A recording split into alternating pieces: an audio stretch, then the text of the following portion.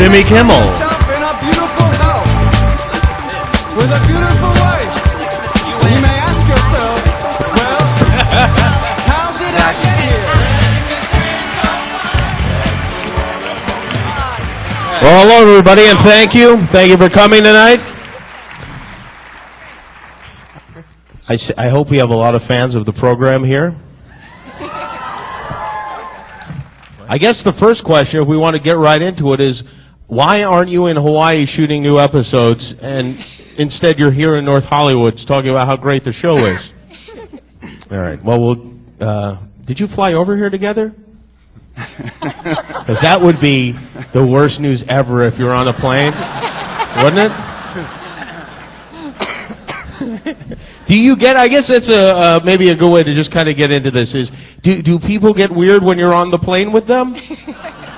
Anyone who wants to answer that, feel free to jump in. Only when I ask for them to go to the restroom with me, they get a little weird. Oh, really? Yeah. All right. Well, again, thank you all for coming. They blame you. That's pretty much.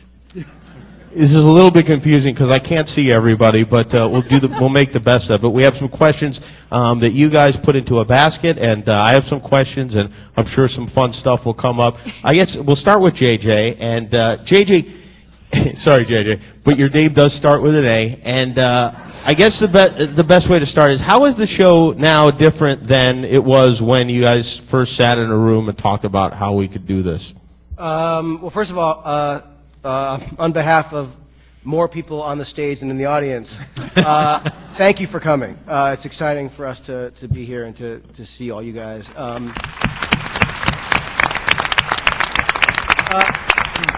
I think when Damon and I first came up with the show, we had a lot of ideas of what we thought it would be and where it would go, but the truth is that you can never know exactly what's going to happen on a series, and especially a series like this that's so detailed and intricate. The reality is that the work that these amazing actors have done, and directors and the writers, it's this weird organic process. So to say it's exactly what we thought 3 years later would not be true. But I think for the most part, yes, there are still sort of headlines that I think we discussed early on. But the truth is what it's become.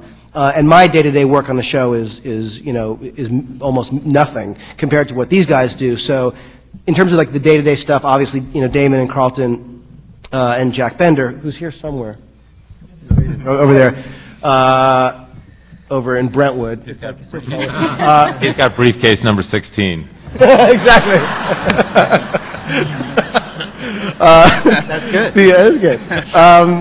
The reality is that what they have done has been remarkable for me to watch too, because what we had discussed early on, hinted at certain things, and they've actually realized them. So JJ, what you're saying is, while you're jetting around with Tom Cruise jumping on couches and stuff, these guys are hashing out the actual show, and you probably haven't even seen it in the past year or so, have you? Well, I thought the pilot was cool. But I haven't caught it since. So Carlton and Damon, perhaps is a better director to you. Maybe I'll refine the question a little bit. Is there an end in mind or a path that you stay on? Because I know that it's been said that there is, and you guys you do have something that you're driving towards. But then JJ says it's flexible, and obviously we see. Anytime a cast member gets a DUI, they get knocked right off the island. That cannot be a coincidence. I know there are a lot of weird coincidences on the show, but it's an interesting thing you've done just to keep everybody on their toes and in line here. But how much of it is stuff that you're generating in that room that week, and how much of it is kind of filling in the blanks along this path that you've decided to take? Suddenly I'm feeling like this is very much like a Senate hearing. Microphones. I advise you not to answer that question. As your counsel, no. Obviously that question or iterations of it is the sort of most frequently asked question of us. Do you know where you're going? You know, what is the plan? And obviously, from the very beginning, you know, when JJ and I and Brian Burke and Jeff Pinkner and a guy named Jesse Alexander all sat in a room and talked about how to do the Crazy Island show, you know, we basically started saying, okay, well, you kind of have to know what the Crazy Island is. And that was the beginning of that conversation, and that conversation sort of evolved over the course of the first season of the show. Carlton came on around episode 5, and parts of it are still evolving. But the reality is we know what the island is, what the nature of the island is, and why the people on this particular plane were brought to this island. We know who the others are and where they come from and how long they've been there and why they were brought to this island. But at the same time, there is sort of an improvisational sense of what we're doing every day. So you kind of go into it with the best of intentions. You have goals. You know what food you like, but you don't know what you're going to be eating for dinner 3 years from now. So, you know, if for example, you know, what you like for dinner is driving drunk, then you're never going to eat it again. So, you know, that you just have to adjust accordingly. Wow. All right. Culver City over here, we take cabs. And Every person on this panel tonight was given a car. And each of these supposed bottles of sparkling water is filled to the brim with vodka.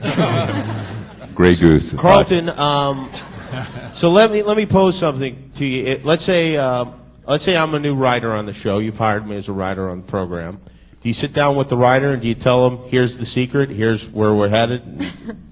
Yeah, after the paddle ceremony.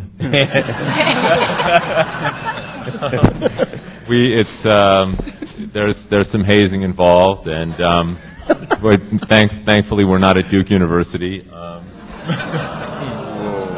Oh my God. That's a lesson in crossing a line that you don't want to cross.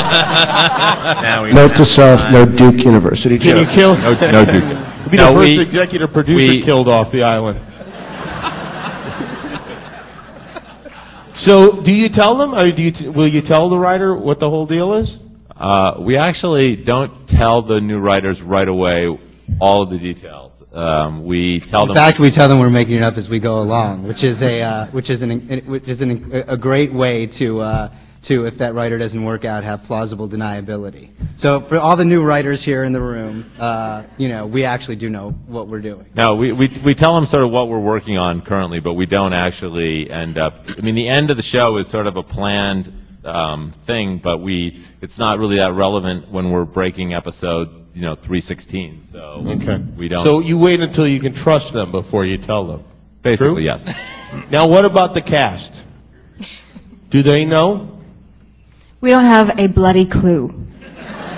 I don't know what you're talking about. I You don't, know. Evangeline, but, who knows? We still haven't told them what's happening in season 2. So Really? we're pacing ourselves. Are you guys telling the truth? None of you know none of you cast members? Matthew, you got to know. I do know. You do know.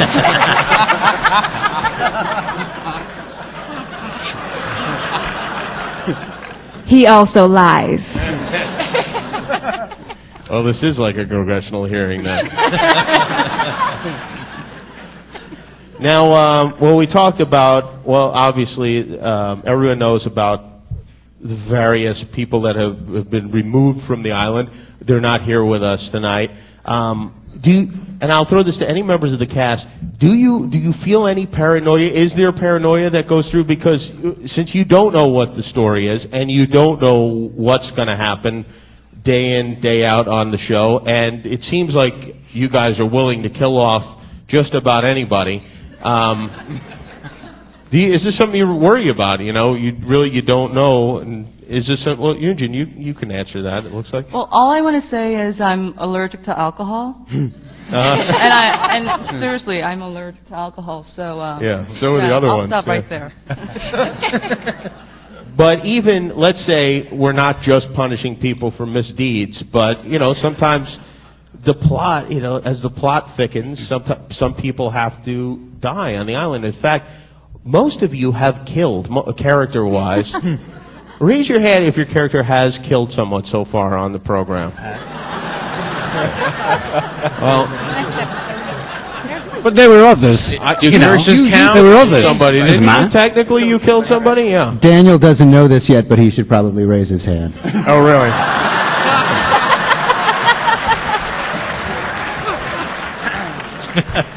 Well, all I can tell you is this. In December, when we got picked up for the back half of the first season, as a little gift to myself, I bought a television. And that was, I guess, 2004. I still have the box. Really? Really? No, I keep the box because you never know when I might need to pack it up and start shipping it. Take it back to Best Buy? Yeah. Exactly. All right. Okay. So I'm going to guess that because... Could I say one thing? Yeah, sure, Jack. Yeah. I want to add something that unfortunately isn't going to be funny. But I remember Ian Somerhalder was the first character on our show to leave, to die. And I remember the set that day, and I remember leading up to that episode, and I remember there really is a family here. And like I said, this isn't the funny part, but we'll get back to the funny part. But I remember the sense of what it was like to lose one of our own, and how Ian got through the episode professionally and terrifically, and everyone around him. But there really is that sense of live together, die alone on our show. And so as funny as all this is, and it is, and I don't negate that, because we all laugh our asses off, actually. But the truth is that I do remember that, if you guys do, those of you who were there, that there was a real serious gravity to one of our characters not only leaving the show, but, you know, leaving the story. So I just wanted to mention that. Right. Also, this show is going to end for all of us at some point, you know? I mean, we're all going to leave the show, whether that's before the show ends or when the show ends itself. So you have to make your peace with that. You have to understand that this is the job you're doing at the moment, and then you will do another job, you know? The unfortunate thing about being an actor is that you become defined by the job that you are doing. So if you're working, you're an actor. If you're not working, you're kind of not an actor. But, you know, you have to get through that and realize that these are moments in your life. You work on something, it ends, you do something else. I mean... No, I hired a private investigator. I have a pretty extensive file on JJ and Carlton and Damon, so yeah, I'm covering my bases. No way.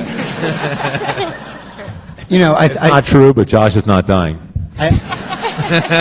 You know, I do think it bears mentioning, you know, along with what Jack said, for us as, you know, writers and or, you know, show creators, that, you know, as glib or as funny as we want to be about that, it's, you know, it's actually very hard, I would imagine, on the actors to sort of, it's essentially constantly be asked, you know, who's getting fired next? Although the question, you know, essentially is, who are you killing off next? The sum total effect is the same, which is you're no longer going to be working on Lost. And for us, that to call an actor, especially the actors who have been on the show, and Ian was the first one we called, and he couldn't have been classier about it, and just said, look, you know, Boone's going to die, and here's how it's going to happen, and we're really sorry, but, you know, it's not a byproduct of the work you've been doing on the show. This is what it is. And what's been amazing about this cast is every time we've had the, you know, unfortunate event of making that call, everyone has been totally great about it, because we're sort of, as corny and as rote as it sounds, we're all in service of the story. Even the writers, in some ways, you know, the story kind of gets to a point where you go, now it's time to sort of do this. Because when you look at Lost, you know, by the very nature of what it was in the pilot and what the stakes were, life and death, we were being asked almost instantly at the TCA, having only shot 2 hours of the show, who's going to die next? Who's going to die? And the thirst for blood, you know, from our audience is, you know, there is this sort of gladiatorial, is that a word? It should be. Now. You know, arena to it where everyone's saying, like, kill, kill, kill, kill constantly. And no, I don't think that's what it is, though. I think it's who's going to die next, because we don't want specific characters who may be our favorites, or, you know, maybe, you know, that there are people that you want to make sure that they don't die. Who's your favorite, Jimmy? Who's your favorite? Come on, this year. Or more importantly, who is okay to die in your mind? Well, I wasn't sorry to see Michelle Rodriguez go, I'll be honest with you. Yow. And clearly you guys weren't either. So, Oh, man. Ow, it just got cold in here. So I don't will recall. any of these characters that have died, because the show, there are flashbacks on the show, and we also don't know what the hell's going on the show. I mean, there could be a whole other island for the dead people for all we know. Otherwise known as Season 7.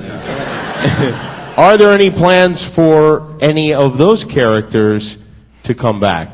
We saw Boone come back. Oh yeah, I mean, last season. Yes, you will be seeing in an upcoming episode several dead characters. Several of the, and how uncomfortable is that on the set? I'll be honest, very. Very, yeah. It is, yeah. Well, because it's like any job, right? I mean, I've certainly been fired from a lot of different jobs, and no one cared either. It wasn't like there was some big uproar, but it's an unpleasant thing to go through. It's like what Jack had said before. This really is surprisingly a family still after 3 years of being stuck on an island together. And I think probably the most awkward thing about leaving or coming back is that there is a glue that bonds us all together, which is the story and this show and that island, the island that we are actually physically on. And for those who have left, they're no longer on that island, and they're no longer in this story. And I only imagine that if I were in their shoes and I were to come back, the hardest thing would be to see the bonds that we all still have that you are no longer a part of, because we really do get along, surprisingly, as a 15-member cast, and we all respect and adore each other, and we have friendships, and we have sister and brotherhoods. So I think that must be really difficult for people coming back onto the show, because I know when I consider leaving the show or being killed off of the show, the first thing I think is that I won't work with these amazing people anymore. Do you guys still watch the show together every week? Well, we've been on hiatus for a while. I have cardboard cutouts of everyone I put in my living room. So yes, we do. They use the action figures. Yeah, because it is like a family, but it's like a family in that also, like, I don't want my Aunt Chippy over my house all the time. And if there's a way to kill her off, I would. But I don't have a J.J. Abrams to kill my family. I have to let nature do it. All right, let's take a look at some of the questions from some of the folks here. All right. That's dumb. This is dumb too, but kind of funny. How do you best control continuity, like beard hair length, weight, etc.? Wait. It's a question I think for that's Elizabeth. a Jack Bender question. A question for Elizabeth. Really, the beard hair length is the most impressive thing because, well, for instance, no one's ever clean shaven, really, and no one's ever got a full beard, really. Is that part of the mystery, or just good grooming? We did add a few scenes, obligatory moments of seeing somebody shaving with a very sharp rock, just to try to lay that idea in the first season. In fact, I remember Emily very much wanted a hat in episode 2, and she was mad at me because I made her not have a hat for a few episodes. But we have a continuity person, Patty Delzell, who's there, who has a nervous breakdown about every other day dealing with these issues. So with a rock, then, the women are shaving their legs and armpits with a rock? Realistically, everyone should have ape armpits on the... I just want to say that I actually purposely grew my leg hair out for all of my scenes in that dress. None of you may have noticed, but I did I'll it. attest to that. Thank God there are a lot of close-ups on the show. I purposely grow my leg hair out for every episode. This is another question, well, for all of you, really. Were any of the cast members that are here tonight considered for any parts other than the ones that they're playing? What do you mean? Like, on the show? No, at home. I mean, for instance, like, did you ever think maybe Jorge would play Kate? Yeah, a lot of them Yunjin read for Kate, and we loved her, and we were looking at her resume, and there were all these, it turned out that she was a huge movie star in Korea, of sort of, Titanic proportions, and we got into a conversation with her, and she spoke fluent Korean, and we said, thanks for coming in, and as soon as she left, we said we have to have her on the show, and the idea for her character was born out of that read. Sun did not exist in the script or the outline or sort of in any incarnation until she came in, and then as a result, we were like, she should be, married to this guy, and she should be keeping the secret from him, which is that she has secretly learned English and was going to leave him before the plane crashed, and that created a part for Daniel. And Jorge, JJ had seen on an episode of April Webster, I think, our casting director, who's sitting here in the front row and deserves a big round of applause. Had seen an episode of Curb Your Enthusiasm, and JJ said, that guy's got to be on our show, and who's he going to be? He's like, oh, we'll just have him come in and read anything. So he read Sawyer's Sides. Yeah. And when he passed on the part, we were. I didn't want to take my shirt off. we wrote something funny for him, and he did it. And I'm trying to think. Did Matthew? Did you read for Sawyer too? Yeah, I did. I read for Sawyer as well. Did we stop you in the middle of it? I was like, well, you shouldn't even. This is not. No, yeah, you did, and you were like, I think you're Jack, and I said, well, that's great. I have no idea who Jack is because I hadn't read a script.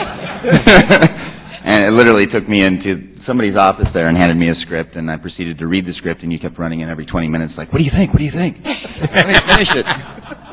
I was nervous.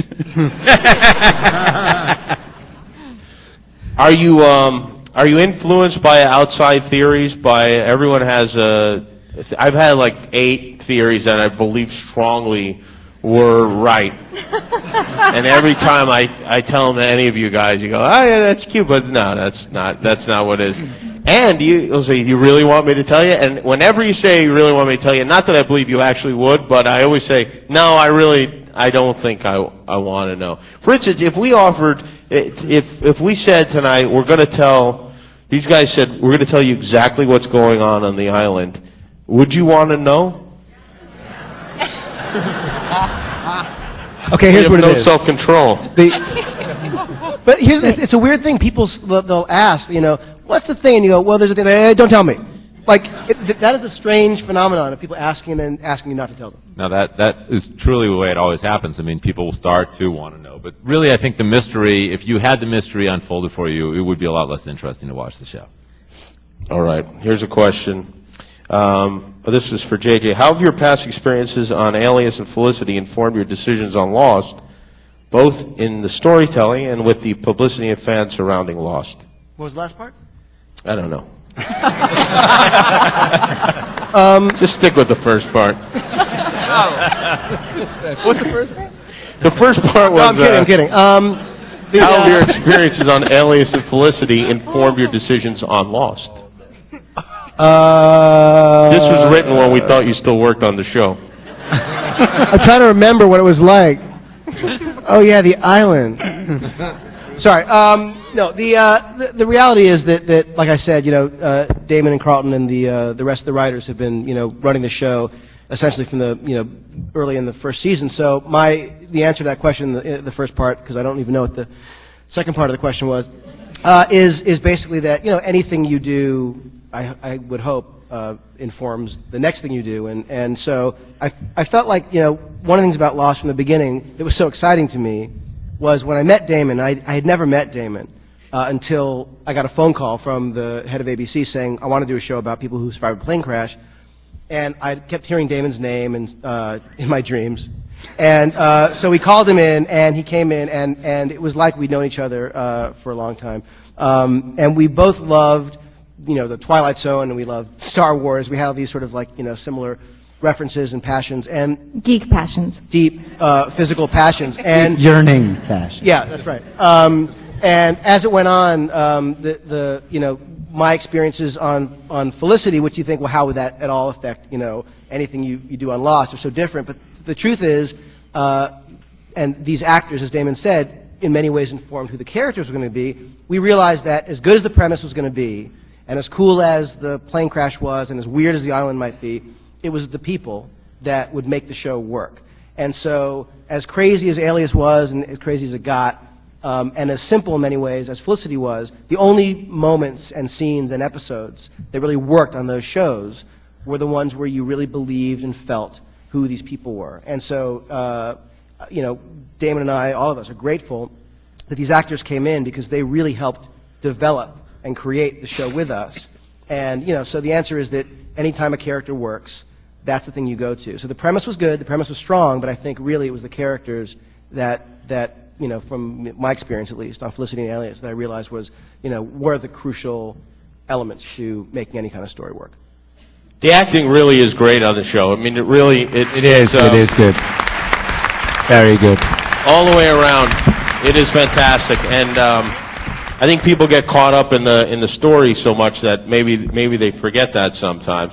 Now, as far as the others, a lot of you came in, and it's weird to see you all sitting next to each other, getting along. Or These things is the presumably. only time I actually see Michael. Or But when you come into the show, it's, well, first of all, on a personal level, you're joining a show where this is a very tight cast, and people are good friends, and coming into a situation like that has to be a little bit like being the new kid in school. But had you guys seen the show? Is this like something that you wanted to be a part of, or were you sought out for the program? Ours was a lost household, and so we were excited. But I wasn't overly nervous about the job because it was just to have been a guest appearance originally. So, you know, it was a great job, but it was another job, and it didn't hold out the promise of what See, it that's has been. why I think that none of you know what the hell's going on this show. Because he's the center of the whole thing now, the evil, and it was just a guest appearance. He goes, oh yeah, he's really good. We should keep going with this part. I gotta say, in fairness, when we were first starting breaking the episodes for the show, Damon wanted to bring the others in, like literally in the first episode after the pilot. Like there was this whole thing, and I remember discussing, you know, how to put it off and why, and we decided to do that. So that what's interesting is that while, you know, certainly the decision of kind of how do we introduce the who's in charge of it all, and is a complicated ongoing thing, the story was in place so early on. And I'm actually really grateful that we waited as long as we did, because we never would have been, I think, as lucky to get, you know, these particular people to play those parts. So the story was in place. The specifics didn't. You know, but there is an organic quality to making a television show work, and that is if you, as a writer, respond to something. That's actually the most exciting part of doing the job, is watching someone on film and being activated by what they do as an actor. And for us, you know, one of I think the things that really defines Lost is it approached casting in a new way, and as Damon and JJ have both talked about, you know, there was sort of a reverse engineering where certain actors, you know, they fell in love with certain actors at the beginning, and then parts were written around those actors, and we've kind of continued to do that. So, for instance, when Michael came on the show, we were thinking about, okay, we knew that we were going to catch another, and he was going to be sort of a prisoner of war, and we started thinking about actors that we liked, and we basically said, well, what about Michael Emerson, who had won an Emmy for this incredible performance on The Practice? And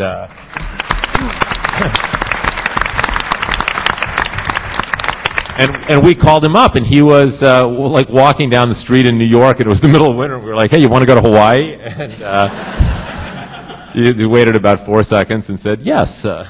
But then once he actually got on the show, we really fell in love with what his character was doing, and so that character was going to be in 3 episodes and ended up becoming in 8 episodes, and so that part is organic. But as JJ said, the concept of the others and their role in the story is predefined. Things like that are the organic parts that you adjust to as a writer as you go along and make the show week to week. So when Michael's character Ben was being held hostage in the hatch, yeah, and he was kind of this sniveling character, did you know then that you were going to flip it and that he was going to turn out to be the leader of these guys? We knew that he was we wanted the character to be the leader of the others, but if the actor had sucked, he would not have been. Interesting. He would have been the second in command. Well, this will be a good opportunity for people to go back through the DVDs and see who you thought sucked and who who did not blossom, as we say.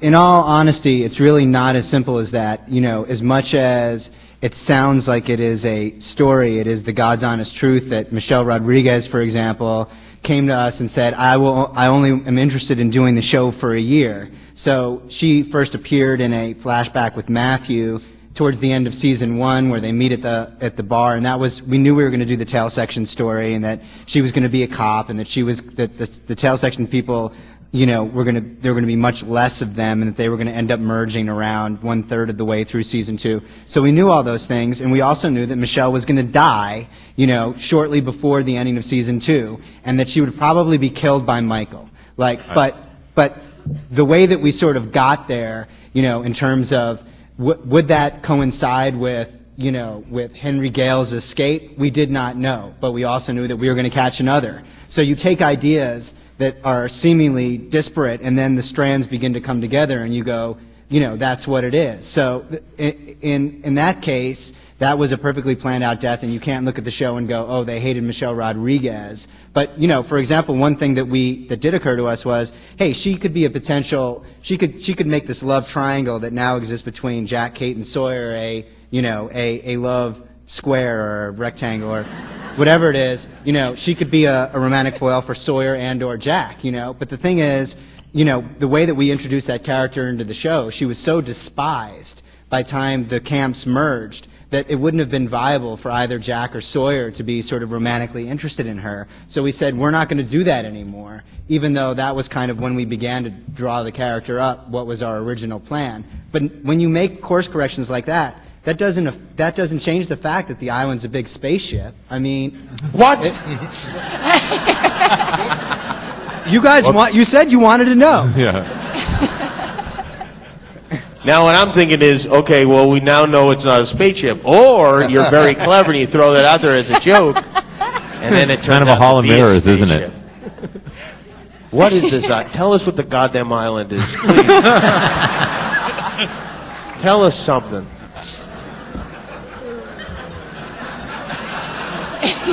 Can you tell us something that... Just tell us something. Please. Please?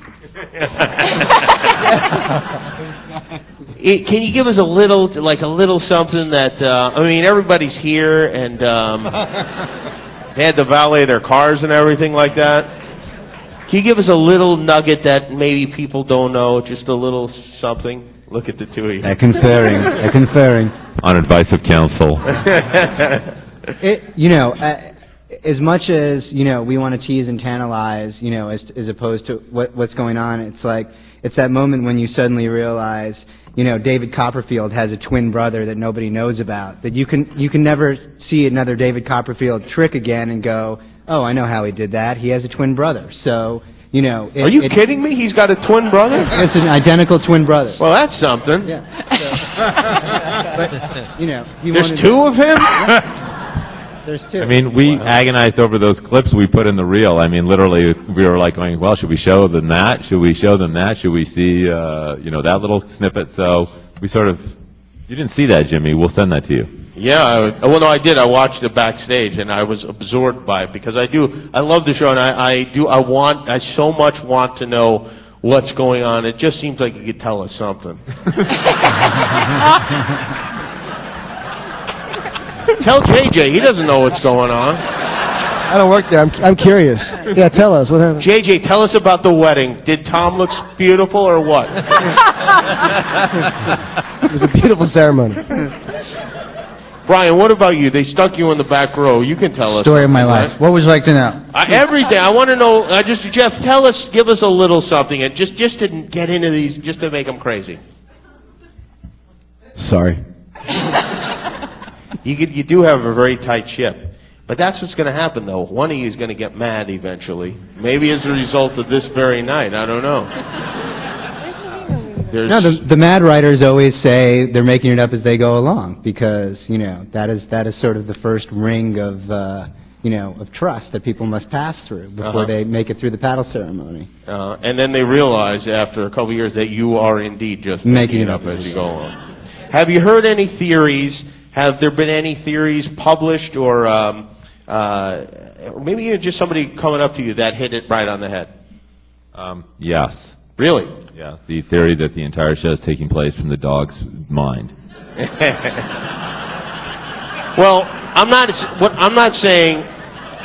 I realize we're not going to get any of those secrets out of you, but what I'm saying is, I'm not asking you to tell us what the theory was, but has anybody guessed it? Has anybody that you've read or spoken to really figured it out?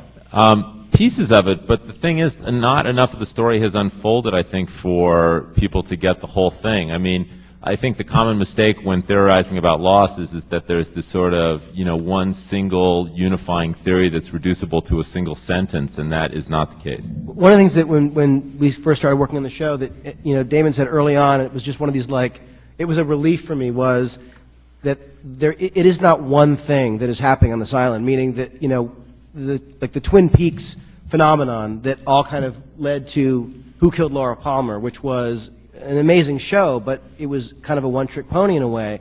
And even if that wasn't the case, even if the show had been able to go on, and I wish it had, but the fact is, the show made itself about that one question. And once Damon said that, even at the very beginning, we were just sort of figuring out what it might be and what it really means. It suddenly kind of was a relief for me, because I felt like we weren't looking for that, like you said, that one singular thing. I think that no one, honestly, I mean, if we all sort of, instead of throwing questions in the hat, threw answers to what the island might be, any one thing, the best version that any of us can come up with, I don't think would ultimately be a satisfying answer. It's the journey that matters. That's not to say that there aren't cool things to discover, but it does mean that I feel like, it's from the dog's point of view, as great as that is, I think, we'd all be pissed. So, if it's not any one thing, let's say it's 12 things, can you tell us one? Because we'd all like to know. This question is for them, because we don't have a clue. Carlton, Damon? I can tell you later, Edie. Going to a Senate hearing would be a relief after this. Just to get sort of heady for 1 second, it's sort of fascinating to us. Essentially, we did this pilot and did the show, and as JJ mentioned earlier, for us, it is always about the characters, in the writer's room, and again, the show is not written by Carlton and I and JJ and Jeff. That we have a staff of amazing writers. Some of them are here tonight. I'd like to offer up a round of applause for them. Yeah. If you're a writer on the show, stand up for a second. The writers, if you're here, stand up. If you're a writer on the show. Yes, there they are. All right.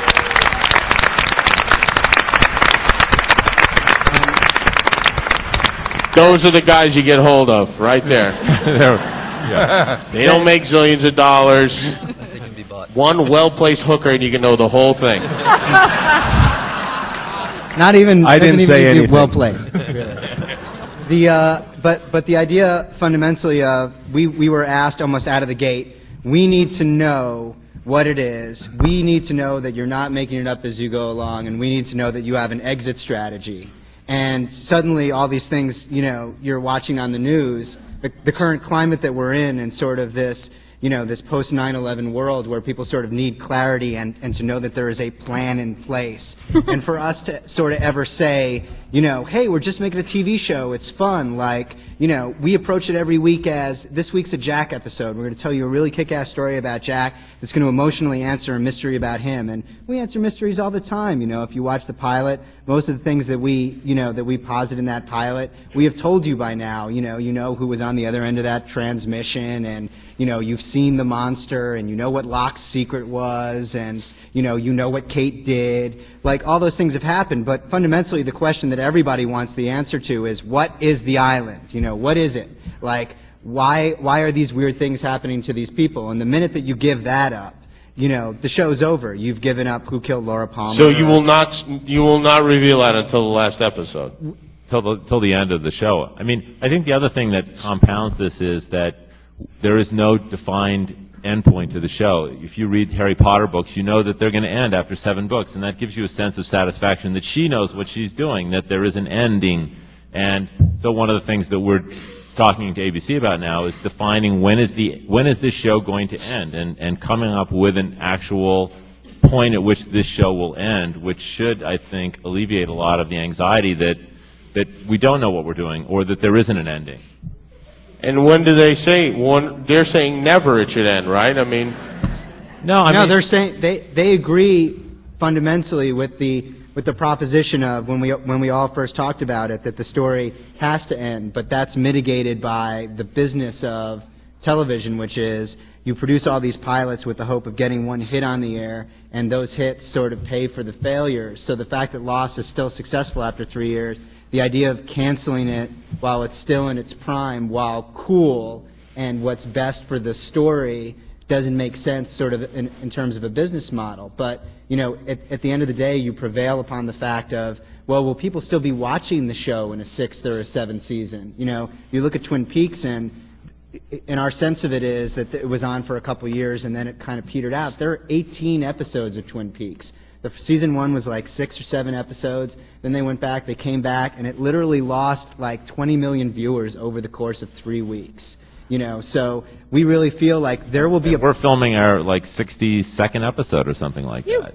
So, you know, you basically... But maybe a better example to compare to is the X-Files, which is a show that was a great show, and that people wanted to know what was going on. And at first it started out, it was kind of the show was, they'd solve cases in each episode, but as it went on, you realized that there was something happening there. But by the time they got around to telling us what was happening, we didn't care that much anymore. But conceptually, the premise of, I mean, that's a good example, and I think that in some way, thanks. In some way, it's a cautionary tale, I guess, although, you know, it was one of our favorite shows. But I think that, you know, that show conceptually was such a different beast, because you had the sort of franchise of here we are in, you know, in our reality, and every week the weirdest shit ever is happening somewhere, and you had to go somewhere. So, you know, the Lost premise of these characters on an island, and really the flashback structure came about because, you know, we realized we need to get off that island. Like, you can't, you know, to only be there.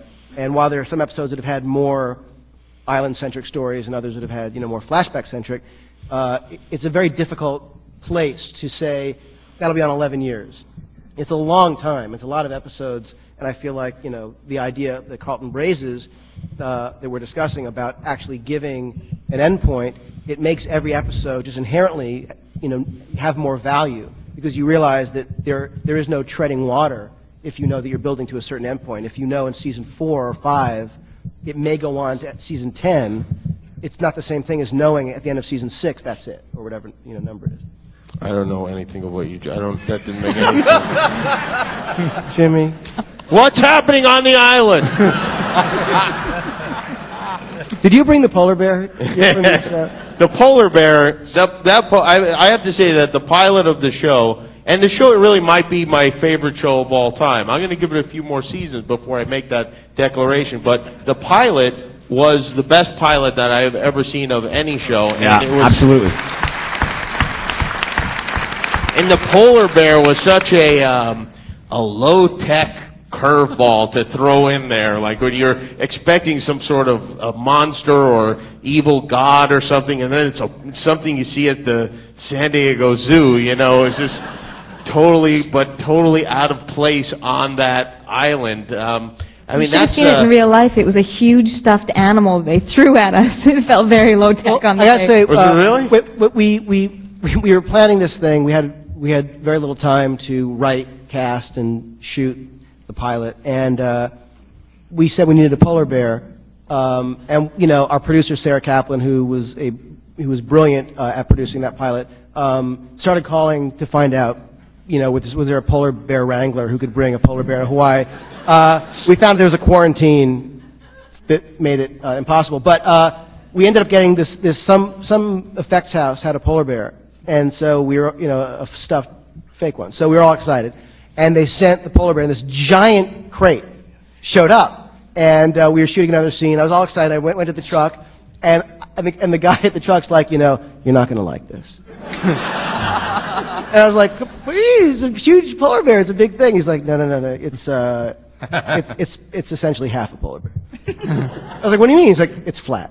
I'm like, what? And he opened this giant crate, and inside was like half a polar bear. It was like It was like a cross section of a it polar was. bear. It was like the polar bear, but like it was entirely.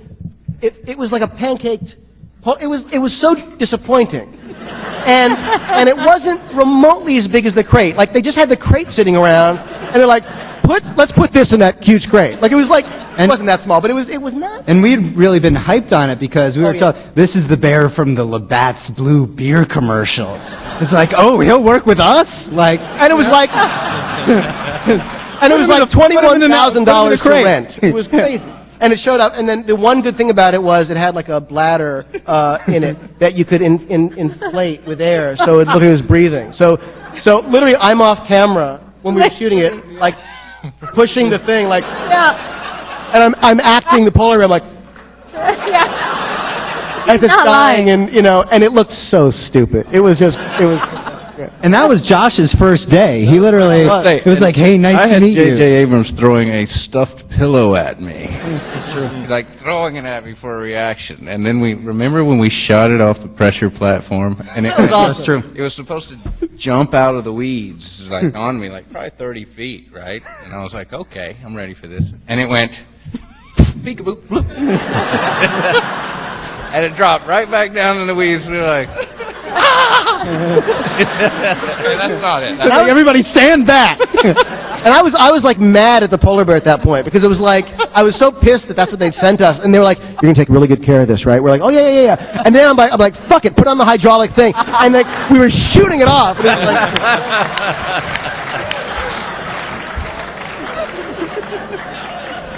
That's the first time I've heard JJ swear. The one thing about the pilot, well, there are many things about the pilot, but when JJ first showed it to me and asked me to get involved in the series, and I saw what I thought was the best pilot I'd ever seen, and I thought, how people are going to go, what happened to that great pilot? You know, how do we keep this up every week? And the reason I decided we could, and I think because of our team in Hawaii and everything we do and the brilliant scripts we have, is because of this cast. And it's really true, and I saw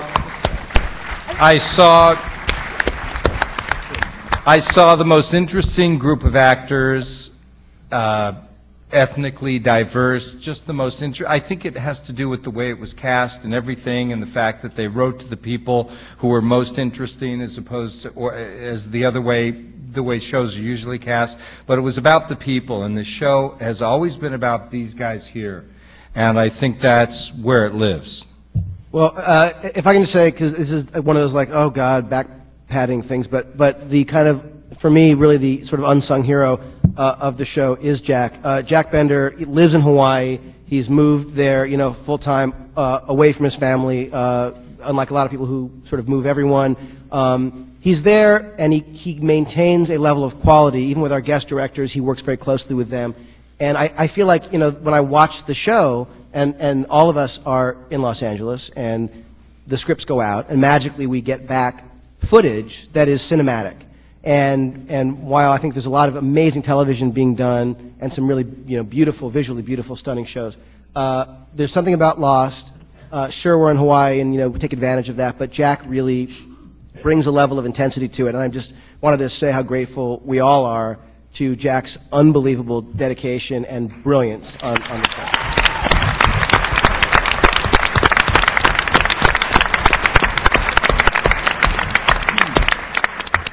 Was there a fight or something like last week and just making up? Are you Actually, drunk? there was, all right? And I'm a little sensitive about it if you just keep it down over there. By the way, kind of on a show full of omens and this sort of thing, you know, with the DUI problems that have the fact that you had the Labatt's polar bear, wow, that's really ironic when you think about it, huh? Right? Right?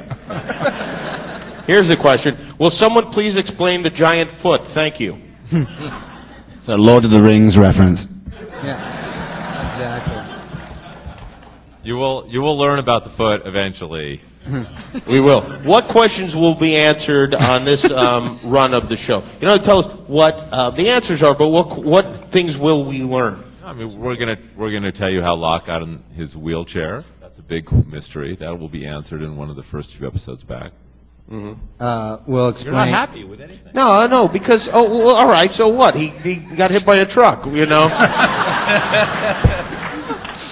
Yeah, but people always ask us how, are you going to tell us how Locke got in the wheelchair? And last year it was like, well, are you going to tell us what Kate did? And then we do, and then it's no, not like we expect any gratitude, but it's like, all right, moving on. It's like, okay, so she blew up her stepfather. That's nice. This kind of makes our point, which is, the answer to any mystery that activates your imagination inherently is going to be unsatisfying on some level, because your sort of level of anticipation and if you're standing online for a movie that you've wanted to see all summer long, the longer you stand online, the less you are going to like the movie. So, we do our best to make the line move along as fast as possible. That's probably the shittiest metaphor I've ever. No, because those Star Wars nerds sit through those crappy movies and love them. Yeah. They're there for like a month. Fair enough. So that doesn't really hold true. Like I said, it was a shitty metaphor. All right. Is there anything other than the wheelchair thing that you could say that we're gonna? I mean, I know there are things, right? Jack's tattoos. If you're curious as Okay. to how Jack got his tattoos, you don't care about that. You're saying you don't care about the people. Probably from a tattoo parlor, right? Did I guess that one? Or maybe it had, I was watching the clip, maybe it had, now I just saw that quick clip of that woman who Jack was making sweet love to, and presumably, and she got up and then we saw a tattoo on her back. It went by quickly, but is that a matching tattoo? And is Tattoo from Fantasy Island involved? That would be awesome. I know a lot of people would be mad, but I would love that. you're just you're just a small step from needing a restraining order. If you could somehow resurrect Hervé Villechaize and CGI him onto Jack's body. Matthew, you have real tattoos, right? Yeah. Now, are the tattoos? Are there actor tattoos that play your tattoos on the show, or are those?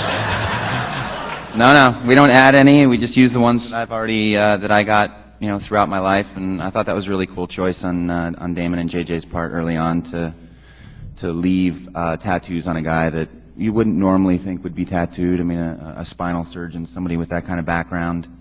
I think it was just a choice that was cool, that you'd obviously want to know why a guy like that ended up being tattooed and what it meant to him, what they specifically meant to him. They mean something other than what the tattoos really mean to you? Yeah, we never discussed what they mean to me. I don't really ever tell anybody what they mean to me, but that they could take the visual aspects of what I've put on and make up their own stories behind those tattoos. Okay. And your tattoo, what are they any, I don't remember what your tattoo designs or numbers or... There's a lot of different stuff. I mean, Hello Kitty. We're going to get into this conversation. Take off your clothes for a second. No. Settle down. This is for the Academy. All right, let's see what else we have here. You answered that. Beard hair, you answered that. Okay, if the others have contact with the outside world, which we saw the Red Sox game, why couldn't a surgeon be flown into the island for Ben? Because then they wouldn't need Jack. Right. Isn't it obvious? Perhaps he was. That's an excellent question, and one that we will actually be answering within sort of the next 6 or 7 episodes once we come back in February 7th. Certainly the others do or did have the ability to leave the island. Whether they still have that ability is yet to be determined, but there is a very specific reason that they did not bring an outside surgeon to the island or bring Ben off the island. There's a reason why they didn't bring a surgeon to the island. Yes. What is it? It has something to do with HMOs and. It has to do with the foot. Yeah. It does. Does it really? No. Oh. That's why they didn't bring a podiatrist to the island, right? If Jack had indeed died at the end of the pilot, like you guys have said, that was the original plan, who would be the main protagonist of the show? Which character? Well, we actually wrote that script. We wrote a draft of the show. You know, the original outline, you know, had Jack dying about halfway through, and then Kate emerged as the. She is very traumatized. Basically, Jack was what ended up being Greg Grunberg.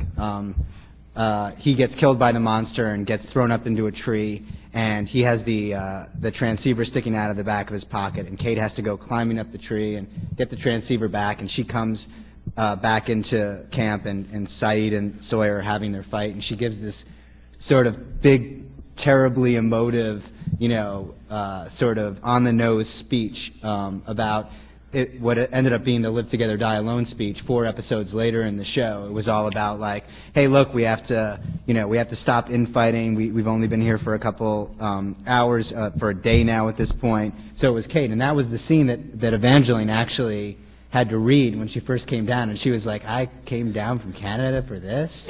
Yeah, it was, but the show was so much in flux, and this was one of the things, ABC was, they were sort of undergoing a changing of the guard at the time, and Steve McPherson, who was at Touchstone, was about to become the president of ABC. His one big note upon reading the pilot was, "You can't kill Jack." This was before we met Matthew or anybody else. By the time Matthew came in, you know, we had rewritten the script so that Jack did survive, and we basically looked at each other and said, we're hearing this note now from enough people. I think JJ's wife Katie was also was sort of echoing that sentiment, and we always loved the idea because it was like Janet Leigh in Psycho. It was like, hey, you kill the main dude, the audience will think anything can happen. But what we never took into account was it works in Psycho because Psycho's a movie, but if you do it in a TV show, the audience will never trust you again. Every character you ask them to invest in, they will basically say, well, I invested in that guy. He was saving all these people, and I really liked him, and he was sensitive, and, you know, and then you had him get killed by the monster. I can't bond with the show because, you know, you're making death arbitrary in that fashion. So, you know, we backed off it because it was the right move. I remember when Greg Grunberg read the script, and he's a friend of mine since kindergarten. He was in Felicity and Alias, and he read the script, and he was mad at us because he loved Jack, and he thought, you know, Jack died. You know, he felt like it was an affront.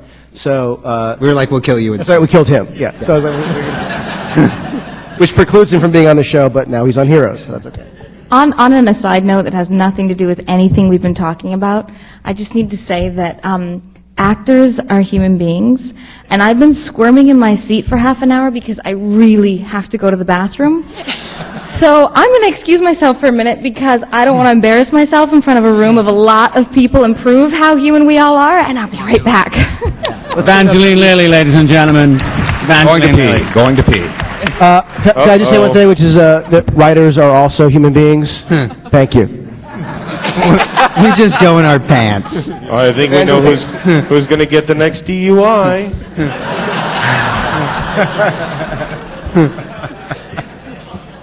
Speaking of Heroes, and Greg is on Heroes, there's some tie between the show Lost and the show Heroes. And what is that? What is the tie exactly between the show, besides the fact that you guys are buddies? And will that continue? I mean, will there be more bleed over? Tim Kring and I, Tim gave me a job on this show, Crossing Jordan, which he was running at the time and still executive produces. And I worked there for 3 seasons.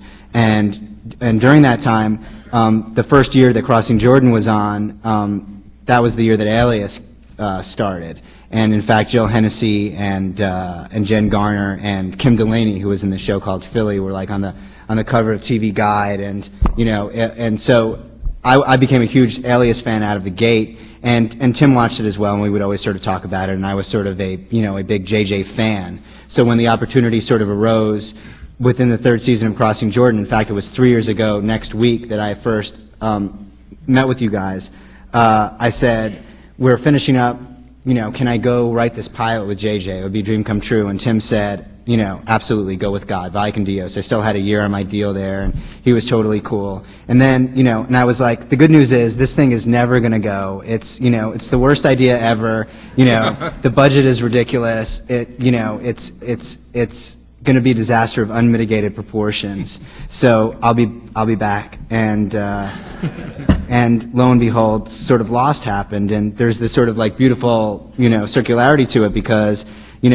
Tim had long sort of had this idea of kind of wanting to do, Unbreakable, the series, this idea of like people who had superpowers, normal everyday people, and that would have a huge cast, and it would be too expensive to do as a television show. But then, he sort of later commented, because of Lost, he could walk into NBC and say, I'm now pitching this show, Heroes, it could work. And, and lo and behold, here we are a year later, and, they're nominated for a Globe against us, and they've got all this heat, and Grunberg's on the show, and, Tim and I are still really tight, and Evie's back, and everybody stare at her. And so, and sort of the karmic, balance of things, it's been pretty cool. And will there be more of that, and will that increase as the seasons of both shows go on? You mean actual story? Yeah, and isn't the Hanso Foundation, or there's some tie there? There haven't been any formal talks about actually sort of bonding up the, formally bonding up the shows. They've sort of approached us, and we've sort of approached them jokingly, hey, it would be fun to have, Hiro, the Japanese time bender, pop onto the island, because, you could get away with that because he can sort of move into other dimensions, and the shows can sort of live in that same space. But at the same time, when you actually talk about doing it, I think everybody who watches Lost would go, they're definitely fucking making it up as they go along. Because this show didn't even exist when they came up with the original plan. And what makes you think we don't think that now, anyway? I'd love to see you somehow tie in the King of Queens or something just outlandish. That'd be awesome. Was Mr. Echo's character? I think a lot of people like that character. Did you plan to kill his character off? We were in the same situation as Michelle Rodriguez, in that when Adewale came to do the show, he said, I will come for a limited period of time, and we got him to agree to extend that time into this fall so that we weren't going to have to be sort of managing his death within the finale last year, which didn't really fit into our story plans. So it was unfortunate. I mean, I think we would love to have kept him on the show for longer, but he really only wanted to make a temporary commitment to do the show, so that we decided we would create this character and come up with a cool arc for him. But it was always planned that he was going to die, and then all of a sudden we pick up the paper and find, oh, he's getting in trouble with the Honolulu Police Department. Great, And it seemed like it would be impossible for anyone to believe that in fact was, coincidental. It is, yes. It is totally impossible.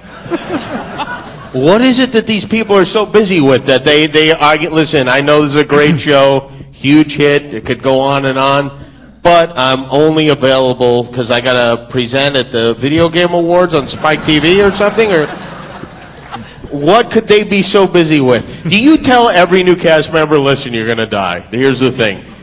We're going to kill your character off. And then it's like, then you get the good news, like you told Michael, guess what? You're going to be on a lot more than you think. That's a smart way to go if you're not doing that. Tell everyone they're getting killed off, and then they get a stay of execution at the end. Think about it. That would create a really wonderful psychological environment to be working in. I think it's a great idea. It works out fine at my show. They tell me it over and over at ABC. because the threat of death looming over our heads all the time is such a great psychological environment to be living under as it stands. Yeah, I mean, it is. It's a cruel thing that you guys have done, but it's a great way to keep everyone in line. It really is.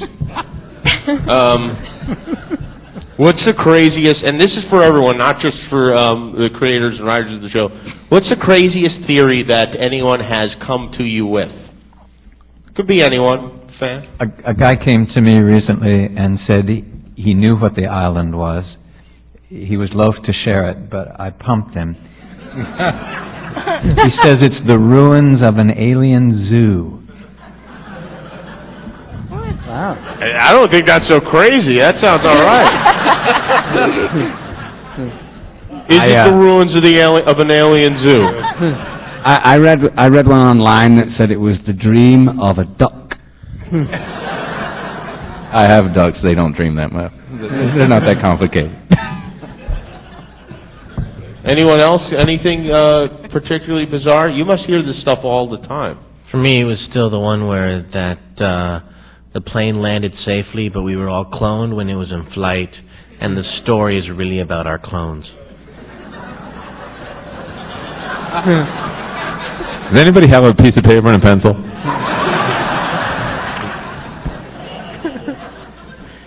Yeah, well, that's pretty good. But anything's possible. I have a theory that the smoke monster is actually Cheech and Chong. Possible? Well, let's just say this: Cheech is going to be on the show.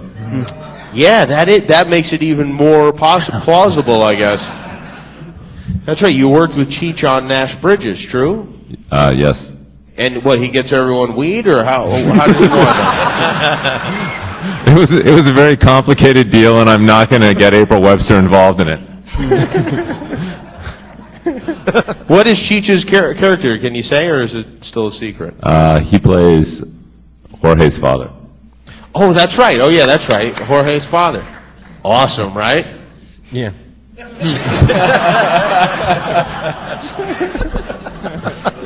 All right, speaking of fathers, here's something I want to throw at you. Kate blew up her stepfather. Mr. Echo, oh no, wait a minute. No, okay, well, hold on. Mr. Echo was an orphan. Hurley's dad was absentee until now. Kate exploded her stepfather. Jack's father was a manipulative alcoholic. Sawyer's dad did a murder-suicide. Son's father is a mafioso. Locke's father showed up and stole his kidney. Some real daddy issues on this show.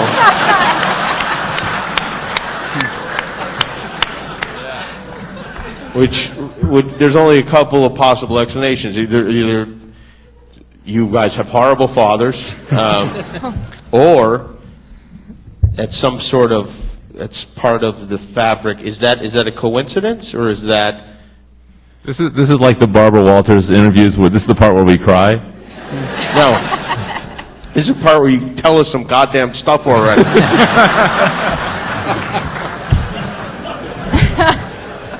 Is that a coincidence? Is it a coincidence? It's not a coincidence because, in sort of, the design of the show, we had to have characters on it who were severely, emotionally distressed, who were really torn, and when you sort of look at, the sort of pat version of how does somebody get to be that way, how do they make bad decisions in their life, it's sort of, it's that vicious cycle. So, you basically look at Jack and you go, why is this guy doubting himself? He's got it all going on, he's an awesome doctor, everybody looks to him for leadership skills, he's smart, he's heroic, and yet he doubts himself. So where does that come from? And then, you say, well, what if his dad told him that, he didn't have what it takes to, to be in a leadership position, and you sort of reverse engineer it.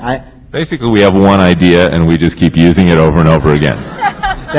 And as, for some reason, in the mythic, storytelling that we are drawn to, in the sort of Star Wars world of things, the idea of, the Joseph Campbell sort of, the hero is always... You seem a lot more nervous all of a sudden. I feel like maybe the you-knows have really infected you, and I feel like maybe we've touched something on something, you know? I'm not going to cry. Damon, just cry. Just cry now, okay? Just cry and we'll move on. This is a part where you I just think I get up had and this run. nightmare. Where I'm literally sitting in front of a crowd of people and they're chanting, cry. Cry for your daddy. Only you weren't wearing clothes. Okay, I get that. I get that, especially with Jack, but not nearly as many crazy mothers. And I think we all know there's a lot more crazy mothers out there than fathers. Do you want to cry, Jimmy? Season 4. Or crazy mother. My mother's a flat-out lunatic. I mean, my father, I pull his finger every once in a while. He goes upstairs. Sometimes he gets bagels.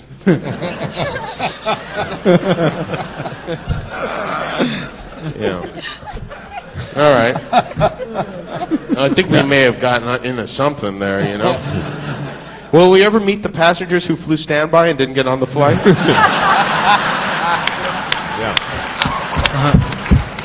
Spin-off. The standby, the spin-off. It's like Aftermath. That's Close call. Yes. As JJ said, it will be companion piece with lost luggage. Do you get? I got a beautiful lost thermos in the mail once from JJ, and yeah, I did, or from someone representing JJ. But thermos seems like an odd piece of merchandising for a show that has nothing to do with thermoses at all. Good point. What sorts of things Wait a minute, I got a pith helmet from you. What? I got a Jimmy Kimmel pith helmet. Right, because I go on safari every Friday. That's true. No, but have there been crazy things that you guys have been encouraged to put your brand on that you've said, no, we're not going to do this? That's actually a Brian question, I think. Who is? Yeah, Brian. I was going to pass it on to Samantha Thomas, who's in the audience, who does all of our But she doesn't have a business development. microphone. so That's you- true, thankfully, because we've had some really crazy things. We're in a blessed position because, they're allowing us to kind of brand the things we want to brand. So the action figures were exciting because it went with Todd McFarlane, who does these incredible action figures, and we're doing our video game with Ubisoft. But then you'll get these like weird, I'm trying to think of the craziest ones we've had recently. They wanted to do, if I'm not, there was coasters, I think was an interesting one that they wanted to do. I don't know who wants a lost coaster, but that was one we got a call about. I would take one. Well, we can get you one of those. Thermoses, I don't know what's wrong with that, because who can't use a thermos? I'm actually a little upset that I never got a thermos. Yeah, where are these thermoses? There's only one, I guess. I don't know. Apparently, JJ only sent you a thermos. I don't want I to did- start a thermos fight here. Somebody everybody. wanted to do lost tiles, like bathroom tiles, but with like all the lost characters, and that's like a kind of a frightening bathroom to go into, I would think. Yeah, I think that's kind of cool too. Yeah. Lost bathroom tiles. It's And then what? You pull them off as people get killed off the show, or yeah. All right. I'm not sure. How much more time do we have? No, there've been, like Okay. Dharma Food. There's been some discussions about putting out a supermarket chain has been talking about putting out Dharma Food, all those Dharma items that you see on the show. Have they really? Yeah, Are seriously. you going to do that? We're doing that, aren't we? I think we are. Sam, are we doing that? Oh. No, we're not. Because No. the packaging is so attractive. It's got the black Yeah, that and seems white. that seems like a bad idea, especially since none of the food ever seems to spoil, and people at home might make the mistake, and you'd have some mayonnaise poisonings, and well, then the whole empire comes crashing down. Sawyer finds some Dharma beer in an upcoming episode. Really? Wow. Nothing gets you, does it, Jim? Is that Dharma true, beer. or is that a joke? No, that's true. That's true. Really? Geez, you'd think with all the alcohol stuff, you'd steer clear of that sort of thing. That's why there aren't any coasters. I don't know about you guys, but I'd like to see Jimmy Kimmel in an episode of Lost. I think that would be kind of cool. He's such a big Shirtless. fan. Shirtless. Kill him. Cut him into quarters. Yeah, I'd be killed off immediately, I'm sure. Oh, DUI, Jimmy. DUI. You guys don't watch the shows together anymore? Was that the there really wasn't an answer to that question. No, it's just been a little bit more difficult this year because obviously the stories have been more separate than they have been at other times, but we've had weeks where we've watched it over at Jorge's place and Daniel's place and Josh's place. I mean, it happens. It doesn't happen as much this year because of our schedules being so much more It's complicated. easier now, right? Now that there are a lot more characters on the show? I think mean, there are just- probably just as many characters as there always were. I don't think there are more series regulars in season 3 than there were in season 1, but what has happened in the storytelling is there is a real separation that occurs. Back in season 1, everybody was in every episode. You might not have had a lot to do in that episode, but there was really only one locale, which was the beach, and whoever's character we were focused on, that character's flashback stories.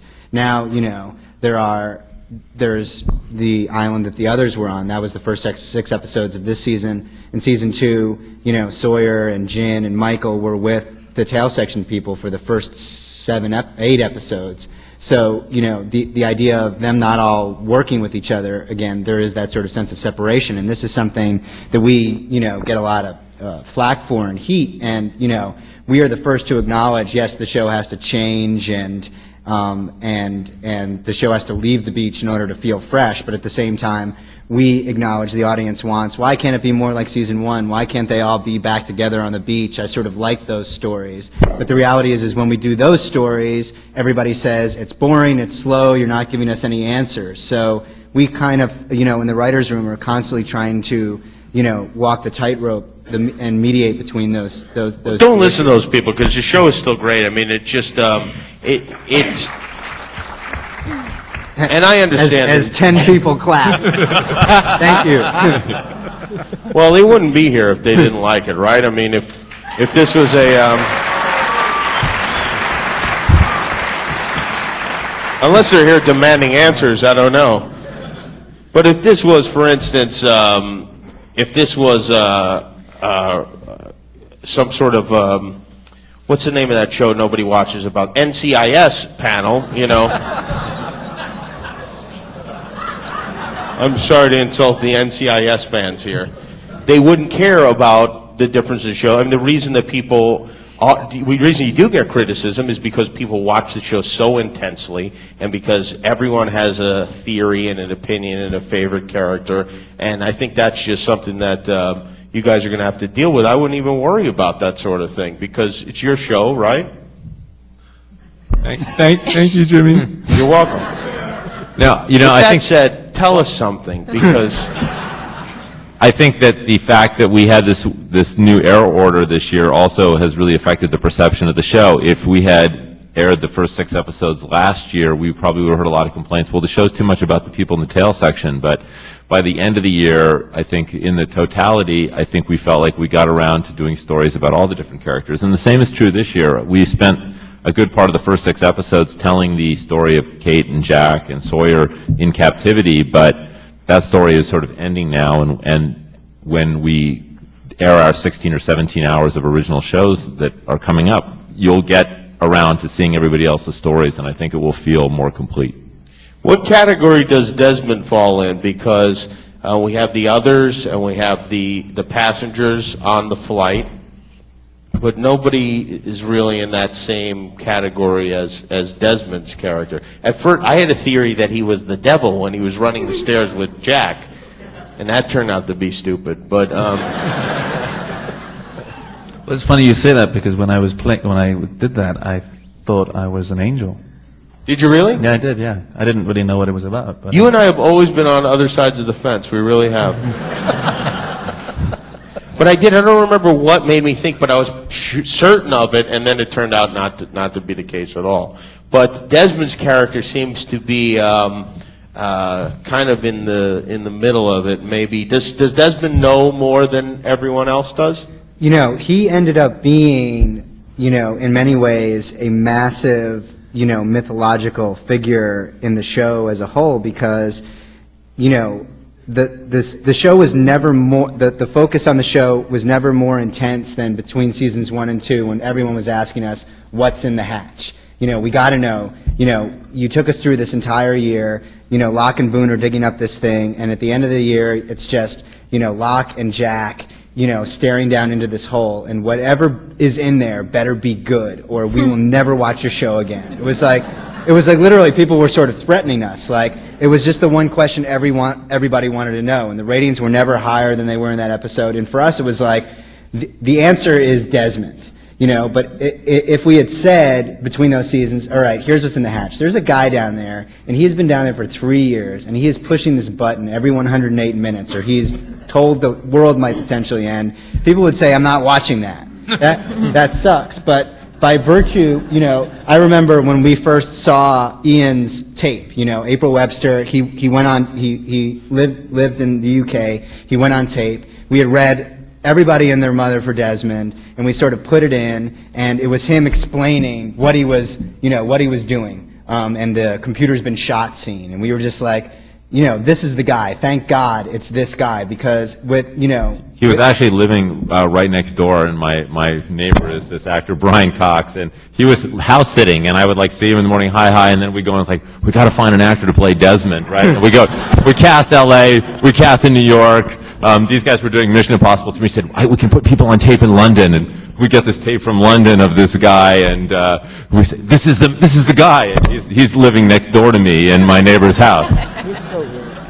And then obviously the way that the season ended, was like, okay, we're leaving the island for the first time, and we're going to see this woman who is essentially looking for Desmond. So, is the salvation of all of these people ultimately sort of in the hands of, what is essentially a Romeo and Juliet story? And, he is neither fish nor fowl. He was not on 815. He is not an other. He sort of marches to the beat of his own drummer. What he knows is what he knows. Probably Desmond knows. Stop now. Yeah. Desmond knows a lot more than he knows. Is what he knows. Yeah. No. That was your initial question, which is, does he know more than he's telling us? And I think the answer is no. I think the character is being honest with the audience.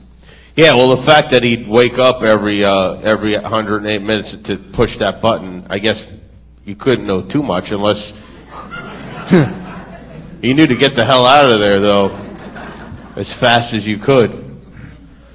Yeah. Well, I was there. Yeah, I was there for 3 episodes, and didn't know if I was coming back. And when I ran off, I could have easily been a skeleton in a Dharma suit, and thankfully I was asked back, so yeah. Elizabeth, do you know if your character is good or evil? Because we don't know for sure.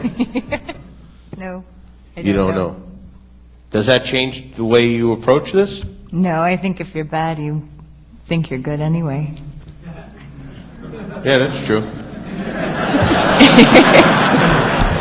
That's a good point. Okay. Now, we learned that, Henry Gale obviously was from The Wizard of Oz, and there seems to be some sort of Oprah book club going on the island, too, which is a weird twist.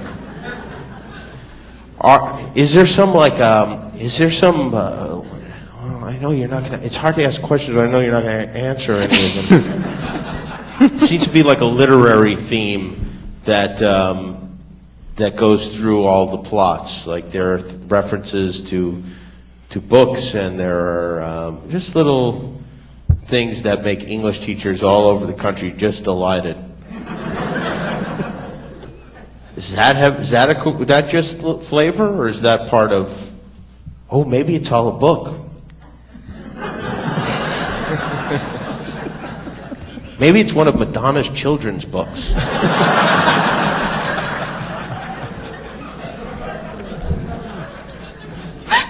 Wrap it up. All right. We haven't learned anything. Well, you guys would make, I mean, really, all of you, and I've had a lot of you on the show, and nobody, you must either be very loyal or terrified, because I have not been able to crack I haven't been able to, I mean, like The Bachelor's come on the show, and I know in an instant whether they're hooked up with the girl or not. You got quite a team here, because no one will ever No one ever lets anything slip. And even if they did, you just go change it in the script when it came time to do it. But I just want to say on behalf of everyone, thank you guys for coming out here. And the show, I love it. And you all do such a great job. And I really can't, the only criticism I have is that I just can't get enough of it. And I would like you all to get on the plane right now and go immediately back to work, okay? No Thank you, party. Jimmy Kimmel. All right. Thank you for coming, everybody. Thanks to the Academy. Buenas noches.